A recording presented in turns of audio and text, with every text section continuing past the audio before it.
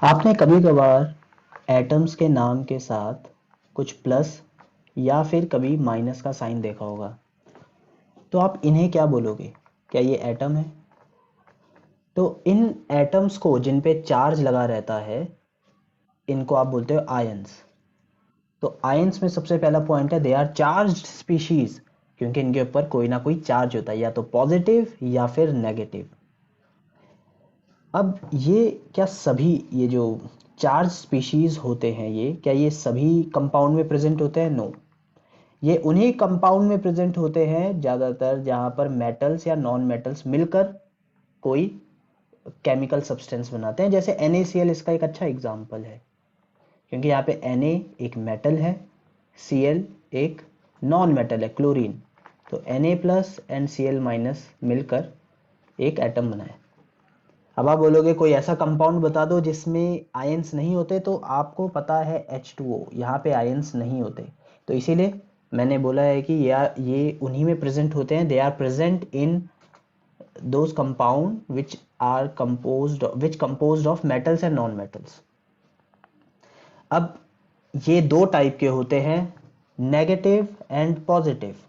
Negative वाले को आप बोलते हो अनायन एंड पॉजिटिव चार्ज वाले को बोलते हो कटायन। तो मतलब Na प्लस कटायन होगा एंड Cl माइनस अनायन होगा।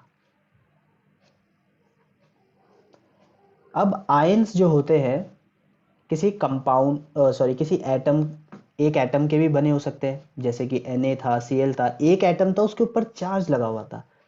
कभी कभार ये ग्रुप ऑफ एटम्स के भी चार्ज को रिप्रेजेंट करते हैं, उन्हें पॉलीएटॉमिक आयन बोलते हैं। एग्जाम्पल के लिए OH माइनस, हम बोलते हैं OH माइनस है, तो असलियत में ये होता है कि पूरे OH का चार्ज माइनस है। तो क्या यहाँ पर एक एटम है? नहीं, यहाँ पे दो एटम है और इनका चार्ज कंबाइंडली नेगेटिव है, तो इनको आप बोलते हो पॉली एटॉमिक आयन। तो ion which contains more than one atom, they are known as polyatomic ion. अब यहाँ पे आयोनिक कंपाउंड, आपको पता है आयोनिक कंपाउंड मेटल या नॉन मेटल से ही मिलकर बने होते हैं।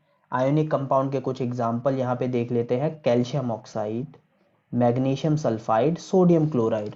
अगर आपको ये नाम समझ में नहीं आए हैं तो you don't need to worry. Next part में हम सीखेंगे कि केमिकल मॉलिक्यूलर फॉर्मूले कैसे बनाए जाते हैं, वहाँ पे आपको ये सारी चीज़ें क्लियर होंगी। आई होप यहाँ पर आपको ये क्लियर हो गया होगा what is ion. Thank you.